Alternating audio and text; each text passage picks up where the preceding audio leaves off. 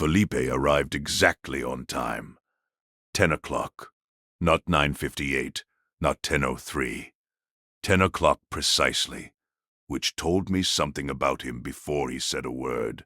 He came through the back door, behind his father, looked at the kitchen with the specific assessment of a man who processes environments quickly and files the information, and then looked at me. He said, "Dr. Carver." I told him it was good to meet him. He said, "Thank you for having me." He was 42 years old, taller than Roberto by 2 inches, with his mother's directness in his eyes and his father's precision in how he occupied space. Careful, intentional, the kind of man who does not sit down until he has identified the right chair.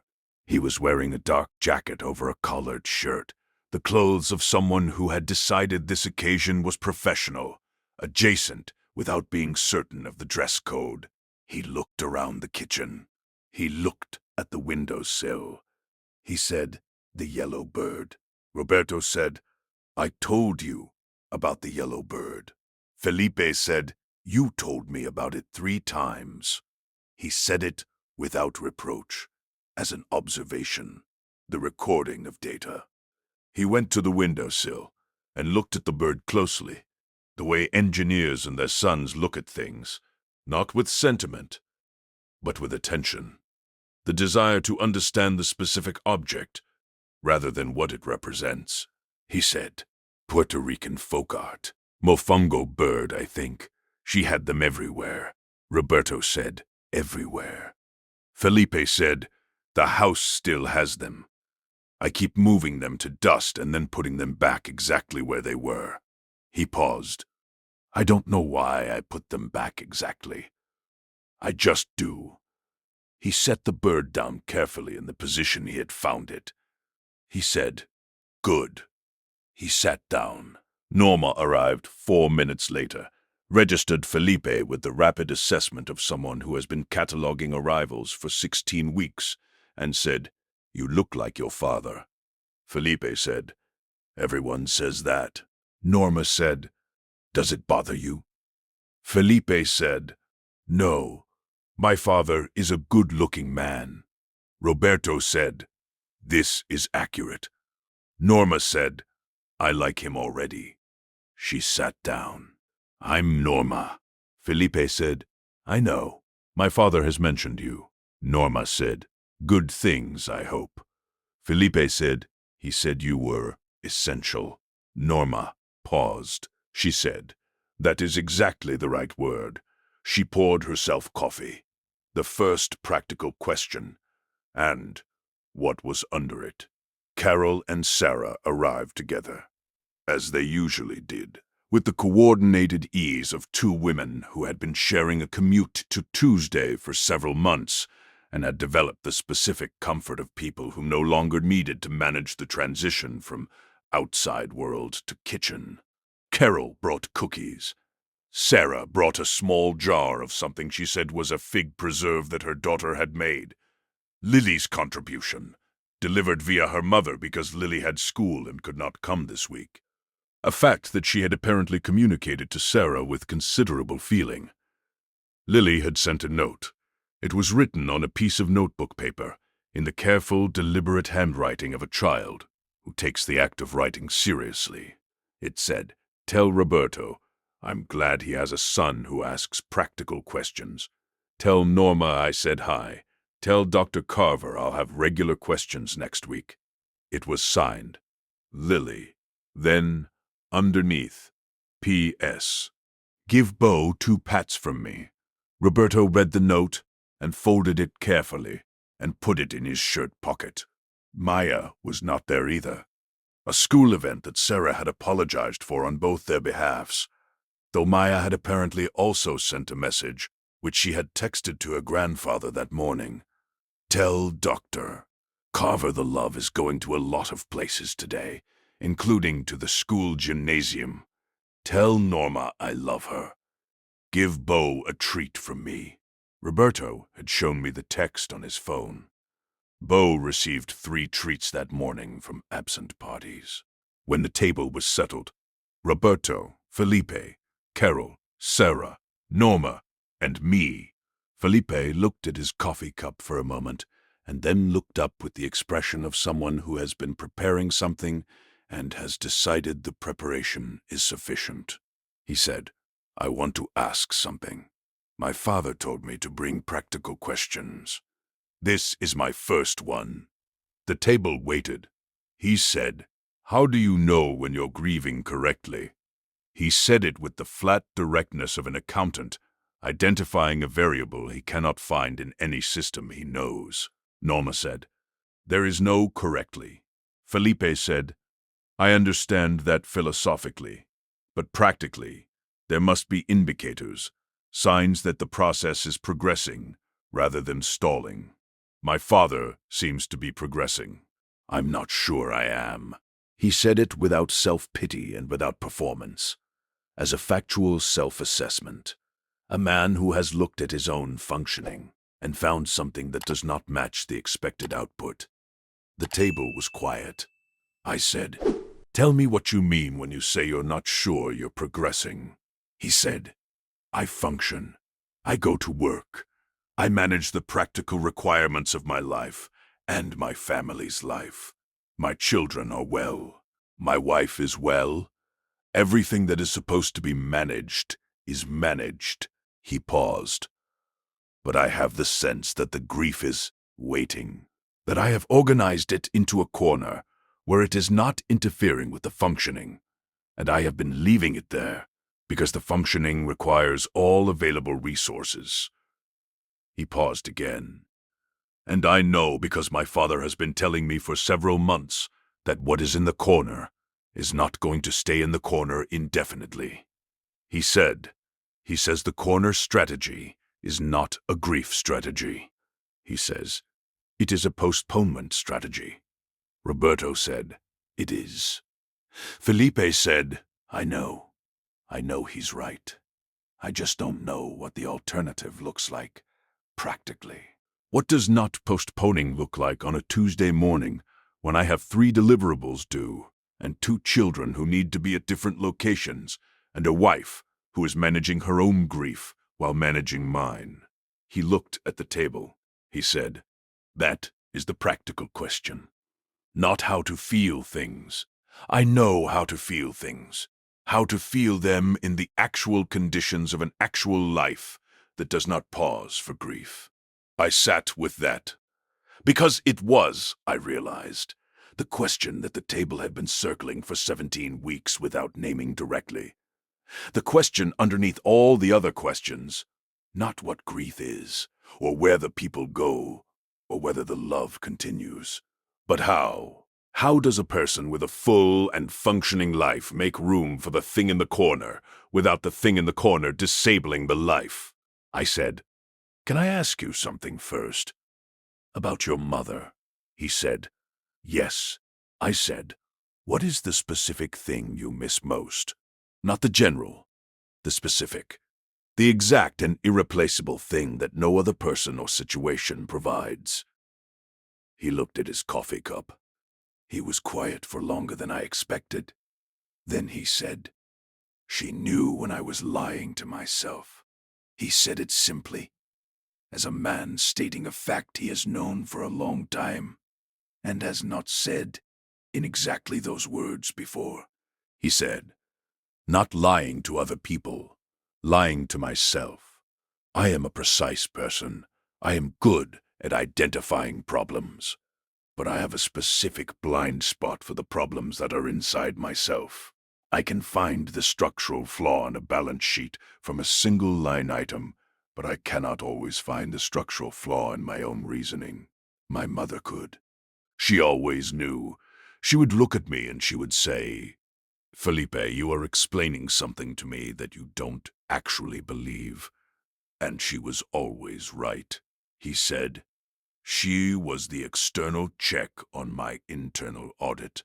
He said it in accountant language, which was the only language available to him for the most important things. The way Roberto's language was engineering, and mine was medicine. He said, "Since she died, I have been conducting audits without the external check, and I am not confident in the results. What I told Felipe, and what the table added, I said, what you just described, she knew when you were lying to yourself. That is not a peripheral quality. That is the specific, irreplaceable thing. The kind of seeing that only comes from being fully present with a person across a lifetime, I said. And the grief you are describing, the corner strategy, the managed postponement, the functioning that is functioning but is not quite the same as living. That is what happens when the thing in the corner is not just sadness, when it is also the loss of the external check, when it is the loss of the person who could tell you what your own audit cannot tell you. He said, yes. I said, the practical question you asked, how do you grieve in the actual conditions of an actual life? I want to give you the honest answer, which is that there is no system. There is no schedule or methodology that makes grief compatible with 3 deliverables and 2 school pickups. The grief and the functioning are going to be in conflict for a while, and the conflict is not resolvable by organization. He said, that is not useful. I said, I know, but it is true, and you asked for honest rather than useful. He said, fair. I said, what is useful? What I have watched work for the people at this table and for the patients across 40 years is what your father has been doing. Not the managing of the grief, but the giving of it somewhere to go. The telling of the stories, the sitting at the table where the true things are said, and where the person you lost is present in their absence rather than absent in your postponement. I said, the corner strategy works until it doesn't. What has been building at this table for 17 weeks is what comes after the corner, not the completion of grief which does not exist, but the integration of it, the carrying that becomes part of the structure, rather than a thing stored separately from the structure. Felipe said, how long does that take? I told him I didn't know his specific timeline. I told him what I knew from observation, that it was faster with a table than without one, that the stories told out loud processed differently than the stories kept interior, that the external check, the thing his mother provided, could, in partial and imperfect form, be provided by other people who were willing to be fully present. Who would look at him and say, as his mother would have, Felipe, you are explaining something you don't actually believe. He said, can this table do that? Norma said, we've been doing it for 17 weeks. He looked at her. She said, ask your father. He arrived here with 46 years of stories and nowhere to put them. He put them here. The table received them. The table said, yes, that is Gloria. That is exactly her. We hear her. That is the external check. Not the same as your mother, but something. She said, the something is not nothing. Carol said, when I opened Richard's journal and read the good things, that was the external check. Those were his eyes looking at my life and telling me what he saw. He is gone, and the words are still checking me. She paused.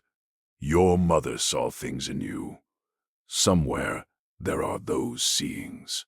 In what she said to you over the years, in what she wrote, in what she showed you by example. The check is still available. You just have to find where she put it. Felipe looked at Carol. He said, she wrote letters. To me and my brother. When we were young, and when we were grown, she wrote letters. I have them. Carol said, have you read them recently? He said, not since she died. I haven't been able to. Carol said, that's where the external check is. She said it simply, with the authority of someone who had opened a journal and found exactly what she needed inside it. He was quiet. He said, I thought they would be too hard. Carol said, they will be, and they will also be exactly right. The second practical question, and the patient it made me think of. About an hour into the morning, after the conversation had moved through several things, Roberto telling a story about Gloria and a difficult neighbor, Norma contributing a Dennis anecdote that made Felipe laugh with genuine surprise, the small establishment of ease that happens when a table finds its rhythm with a new person. Felipe said, "Second practical question." The table settled.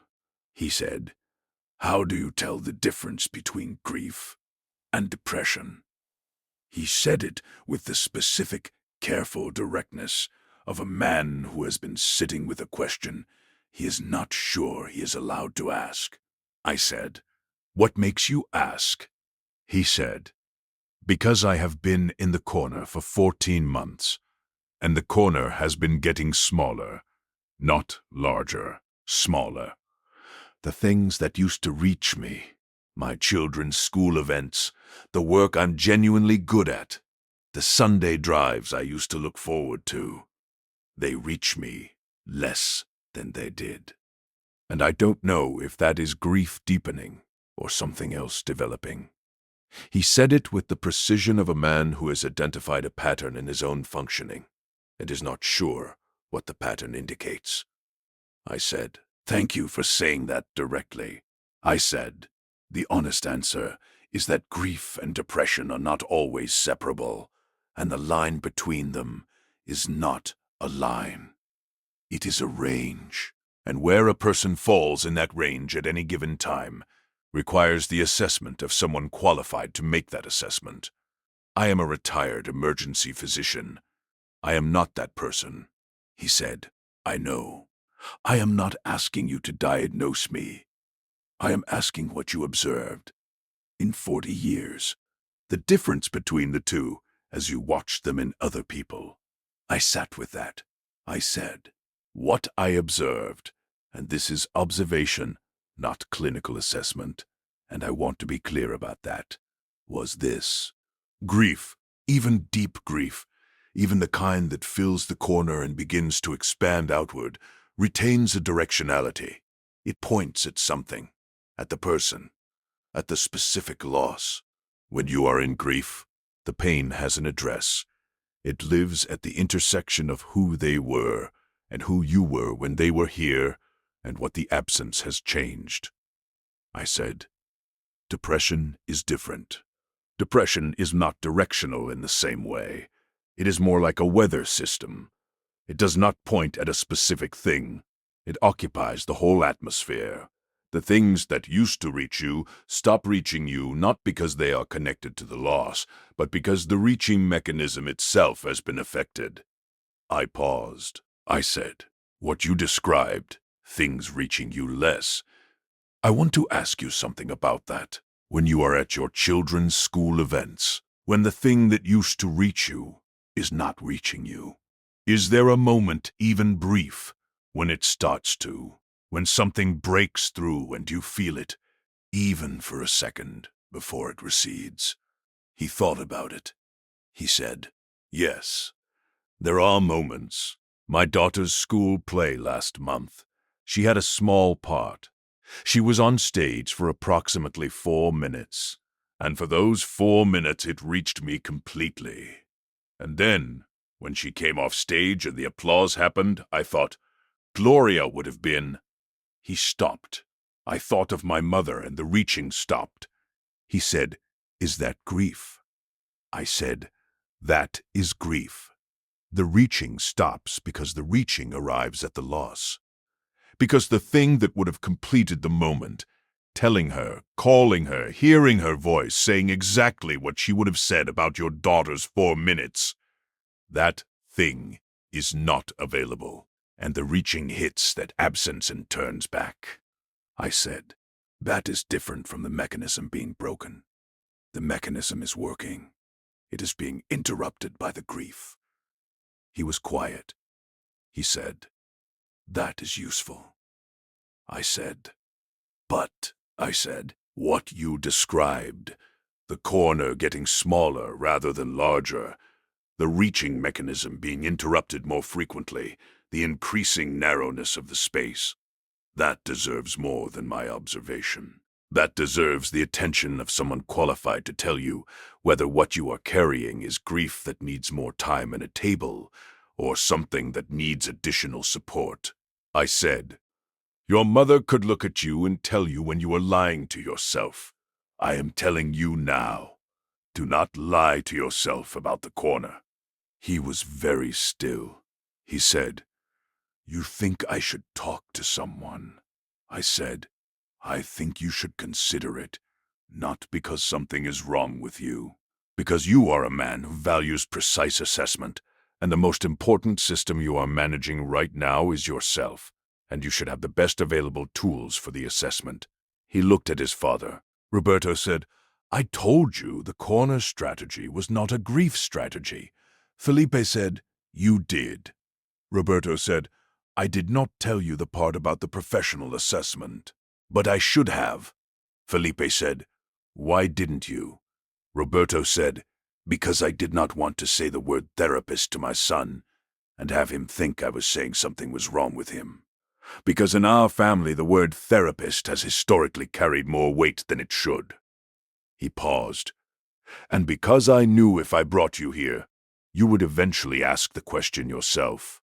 Felipe looked at his father. He said, you were right. Roberto said, I usually am. Your mother always said so. Felipe said, she said the opposite. Roberto said, she said different things on different days. The average was correct. The story I told, and why I told it to Felipe specifically. I want to tell you about a patient I treated in my 26th year of emergency medicine, because something Felipe said made the story available in a way it had not been available before. His name, I'll call him James, was 51 years old. He came in not in crisis but not well, a man who had been referred by his primary care physician, who had identified something that required evaluation. His mother had died 8 months earlier. He was, by his own account, fine, functioning, managing. He was not fine. I could see it in the way he answered questions. Precise, efficient, correct, and from a specific distance. The answers arrived as if they had been prepared in advance, as if the question had been anticipated and the response filed. And what I was receiving was the file rather than the actual thinking. I have learned, over 40 years, to notice when a person is giving me the file rather than the actual thinking. I asked him about his mother. He gave me the file. She had died 8 months ago. It had been expected. She had been ill for some time. The family had been prepared. He was managing. I said, what do you miss most? He said, I'm sorry. I said, specifically, the exact and irreplaceable thing. What do you miss most about her? He looked at me. The file did not have an answer to that question. He was quiet for a long time. Then he said, she used to call me on my lunch break. I work in an office. I have a lunch break from 12 to 1. She called at 12:15 almost every day for 30 years. Not because anything was happening, because 12:15 was when she called. He said, she has been gone for 8 months, and at 12:15 every day I still expect the phone to ring. He said it with the flat, slightly stunned quality of a man who has been walking past a door for 8 months and has just now looked at it. I said, have you told anyone that? He said, no. I said, why not? He said, because it seems. He stopped. Because it is not a symptom, it is just a habit. The phone doesn't ring, and I feel the not ringing, and then I go back to work. I said, that is not a habit. That is grief. Specific, exact, irreplaceable grief for the 12:15 call that was the structure of 30 years of having her.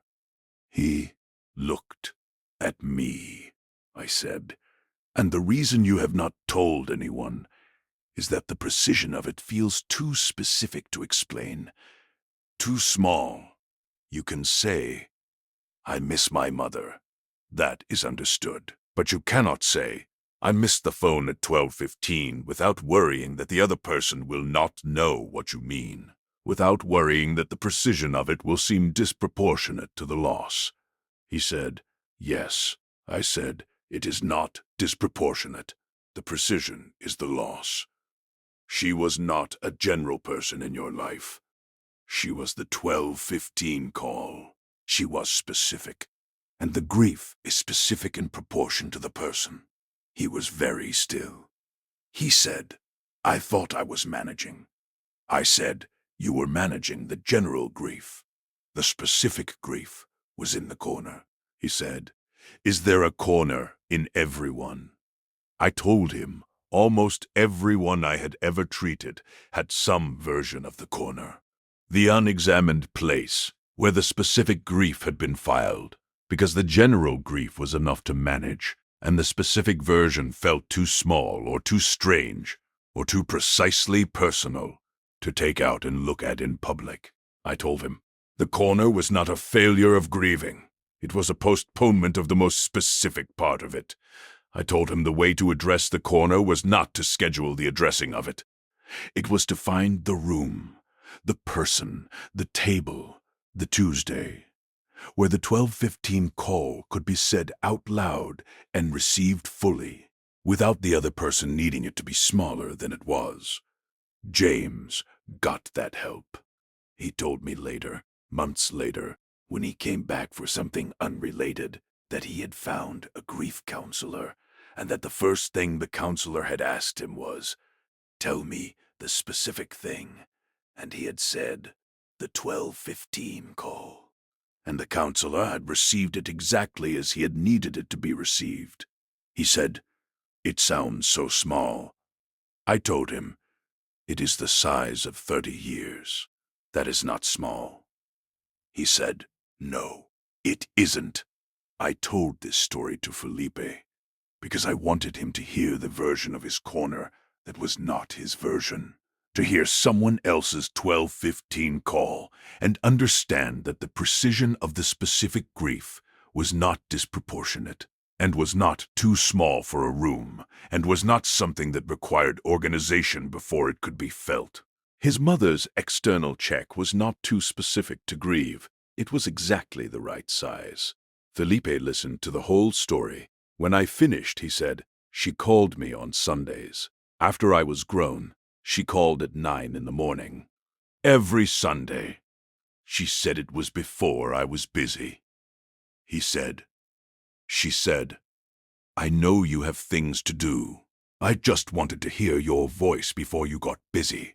He said it with the specific flatness of someone who has taken something out of the corner and is looking at it directly for the first time. He said, I have not thought about the 9 o'clock call once in 14 months. I have thought about my mother. I have thought about Gloria.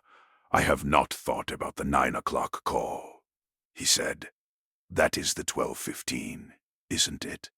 I told him yes. He was quiet. Then he said, she would call, and she would say, Felipe, it's Mamá. As if I would not know her voice. 38 years she called, and she always started with, it's Mamá. He stopped. He said, as if I would ever not know. What Norma did, and what Felipe said about it. I want to tell you about a moment that happened between Felipe's second question and the conversation that followed it, because it is the kind of moment that this channel exists to document. Felipe had been quiet for a few minutes after the 9 o'clock call revelation, not the managed quiet of a man organizing his response, but the organic quiet of someone who has said something significant and is sitting in the aftermath of the saying. Norma had been watching him. She had been watching him the way she watched everyone when they arrived at the real thing, with the full, undivided attention. That was her actual register, the one that existed underneath the noise, and the pivot, and the running commentary on the coffee filters, and the bakery situations. She said, Felipe. He looked at her. She said, you know what you need to do. He said, I know. She said, not eventually. Not when things settle. When things settle is not a real time. It doesn't exist. He said, I know. She said, your father came here. Your daughter sent fig preserves from home. A 9-year-old wrote a note to a man she met 8 weeks ago and signed it with a postscript about his dog. She paused. These things do not happen by accident. They happen because someone decided to show up. And you can decide to show up for the 9 o'clock call. He looked at her. He said, the 9 o'clock call. She said, not literally, but for what it represents. For the specific grief that has been in the corner, because the other grief was enough to manage. She said, give the 9 o'clock call somewhere to go. He said, here. She said, here would be a start. He was quiet. Then he said, my mother would have liked you. Norma said, your mother sounds like she would have liked everyone. Felipe said, she did, but you specifically. She liked people who said the true thing without wrapping it. Norma said, I never learned the wrapping. It was a gap in my education. Felipe said, it's not a gap. He said it with the flat directness that was, I was beginning to understand, his version of warmth. Norma received it the way she received everything true that was said to her directly, with the specific, slightly fractured stillness of someone who has been seen accurately and is not entirely sure what to do with the seeing. She said, thank you. She said it quietly, which for Norma meant she meant it completely, what Carol said, and what it did to the room. About 2 hours in, Carol said something that had been building, I thought, since the morning began. She had been listening to Felipe with the specific, attentive quality she brought to everyone who was new to the table. The full reception, the understanding that the new person's grief was different from hers, but not less than hers. The refusal to make her experience the standard against which others were measured. She said, Felipe, can I tell you something about Richard? He said, please. She said, Richard was an engineer too, like your father. A precise man. He thought in systems. He believed that most problems had solutions if you identified the right variables. And, she said, when his mother died, this was before we had children, early in our marriage, he did not grieve, not visibly. He organized. He handled the estate, the logistics, the practical requirements. He was useful in every measurable way. And then he was done. She said, I thought, this is how he processes things. This is his way. And I respected it. She said, 10 years later, he told me that he had never actually grieved his mother, that he had organized the grief into a structure that looked like processing, and was not, he said. I handled it instead of feeling it, and by the time I understood the difference, enough time had passed that it seemed wrong to go back. She paused. She said, he told me he had been thinking about his mother for 10 years in the corner, that she had been there the whole time, waiting. She looked at Felipe. She said, he eventually grieved her, not 10 years late. There is no late, there is only when. But he wished he had done it when the grief was fresh, and the specific things were still sharp. Because the specific things, the exact and irreplaceable qualities, those are what grief erodes first. You can remember you loved someone for decades after you have lost the precision of what they were. She said, don't let the precision erode. It is the most valuable part. Say the 9 o'clock call now while it is still vivid, while you can still hear her voice saying, it's Mamá, while the specific is still specific. Felipe looked at the table. He said, she was afraid I would be too busy. Carol said. "What?" he said. When she called, she always said, "I know you have things to do. I just wanted to hear your voice before you got busy." He paused. She was afraid of taking up too much of my time. She called every Sunday for decades, and she was still afraid of taking up too much of my time. He said it with the specific, flat quality of a man arriving at something he should have said to the person. While she was alive, he said, I should have told her that she was not taking up my time, that the Sunday call was, that the 9 o'clock on Sunday was one of the best parts of the week, that I reorganized things around it without realizing that was what I was doing. He said, I should have said, Mamá, you are not bothering me. You are the reason I pick up. He said it quietly, to the table, to the air, to wherever the 9 o'clock calls were going now. Roberto put his hand on his son's arm. He said, she knew. Felipe said, I know she knew. I should have said it anyway. Roberto said, yes, you should have. He said it gently, without accusation, with the specific authority of a man who had spent 14 months learning the cost of the unsaid things and understood that his son was learning it now, and that the learning, late as it was necessary. Felipe nodded. He said, I'll say it now. To her photograph. He paused. To the corner. Carol said, say it out loud. When you do. The corner hears better when the words are actual words. Felipe said, I will. The conversation about Gloria's letters and what Roberto said. About 2 hours and 40 minutes into the morning, later than most Tuesdays lasted, extended by the weight of what had been in the room. Roberto said something that had been building since he walked in. He said, Gloria wrote Felipe letters. Felipe looked at his father. Roberto said, when you were young and when you were grown. Many letters. She wrote them and gave them to you, and she also kept copies. He paused. I have the copies. He reached into his jacket pocket. He produced an envelope. He said, there are many, but I brought one. The one that, he stopped. The one that I think you need most, right now. He said, Papa. Roberto said, she wrote this when you were 32, after you and Lucia had been together for a year. She wrote it and she gave you a copy. You kept it. You keep everything.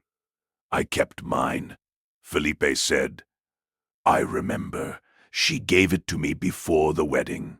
She said, read this when you need it. Roberto said, do you need it? Felipe was quiet. He said, yes. Roberto said, then take it. He held out the envelope. Felipe took it. He held it for a moment, the way his father had held Margaret's envelope, understanding that what was inside was irreversible, that the reading of it would change something, that there was a before and an after, and the before was ending. He said, can I, not here, can I take it home? Roberto said, of course. She wrote it for you. It belongs to you. Felipe put the envelope in his inside jacket pocket. He patted it once. He said, she wrote it when I was 32. Roberto said, she was always writing things. She said, my English is good, but on paper, it is better, she wrote, when she wanted to say something exactly right. Felipe said, her English was perfect. Roberto said, she thought it was not. She thought her accent made people hear the words differently. She said, when I write it, they only hear the words, not where I came from. Felipe said, that was not true. Her accent made people hear the words better, not differently. Better, Roberto said. I know, Felipe said. Did you tell her that? Roberto said, many times. Felipe said, good. He said it with the specific, quiet relief of someone confirming that the important thing was said. What I want you to take from this, I want to give you 4 things before this conversation ends. The first is the direct answer to Felipe's practical question, which I want to say clearly for anyone who is carrying a version of it. You do not grieve correctly. You grieve specifically. The grief that matters is the specific grief. The 9 o'clock call, the 12:15, the phone ringing at the moment you always expected it, and the not ringing of it. That precision is not disproportionate. It is not too small to take out of the corner. It is the actual size of the loss, which is the size of the person. Give the specific grief somewhere to go, not in general terms. In the exact ones, the name of the specific thing, the time, the voice, the specific phrase she always used at the beginning. It's Mamá. As if you would not know. Say the specific thing out loud. The corner hears better when the words are actual words. The second is about the corner strategy. Almost everyone has one. The managed space where the most specific grief has been organized, because the general grief was enough to manage, and the specific version felt too personal, or too small, or too strangely precise to bring into the open. The corner strategy is not a failure. It is a postponement, and postponements, unlike closures, are available to be returned to. The thing in the corner is still there, still specific, still waiting to be taken out and looked at and received by a room that can hold it. Find the room. The third is about the letters. Roberto had the letters. Felipe had the letters.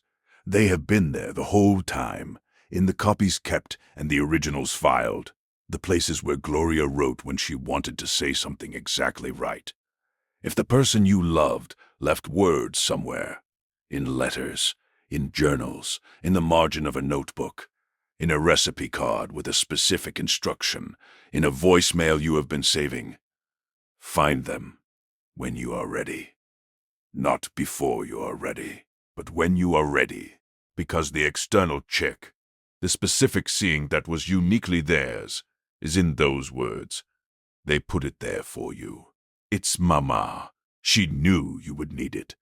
The fourth is something Roberto said as he was leaving, which I have saved for last, because it is the most important thing said today, and I want you to carry it in the right position.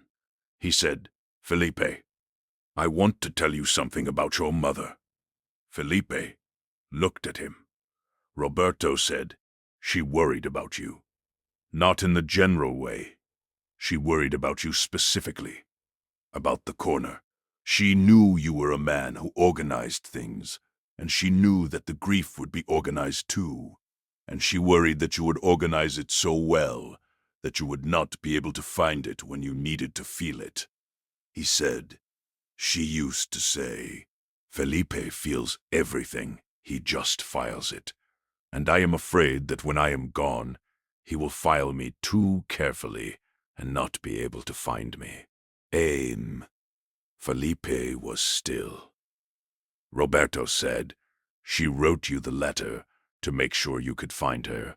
She kept the copy so that if you lost yours, the letter would still exist. She thought of everything. He said, she is not filed. She is right here. She has been right here this whole morning. In your questions and in your honesty and in the specific way you listen, which is her way, not mine. You listen like she did, the full kind. She is right here. He said, you did not file her. You just did not know where to look. He paused. He said, now you know. This is where she is. In the 9 o'clock call said out loud. In the letter from when you were 32. In the table where the specific things are received the size they actually are. He said, "She sent you here, like she sent me." He said, "You both think she orchestrated this." Roberto said, "I think she knew us well enough to know that if you left the organizing to us, we would both organize ourselves into corners and never come out. So she left the right people and the right directions." He said, "The bird on the windowsill was not only for me. She had birds everywhere. She knew you would see it." Felipe looked at the windowsill. The yellow bird sat between the fake succulent and the cactus, bright in the morning light. He said, "She would have brought one." Roberto said, "She always brought something." Felipe nodded slowly. He reached into his jacket pocket and touched the envelope. He said, "I'll read it tonight." Roberto said, "Good." He said it with the quiet, settled certainty of a man who has been in the right direction for several months and is watching his son find the same direction. "Before you go, one more thing." Norma said something at the back door, in the way that Norma says the most important things, quickly, on the way out, without warning. She was already in her coat.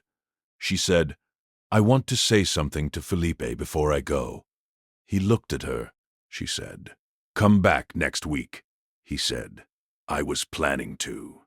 She said, "I know, but I wanted to say it explicitly, because sometimes people need the explicit invitation, rather than just the implied one."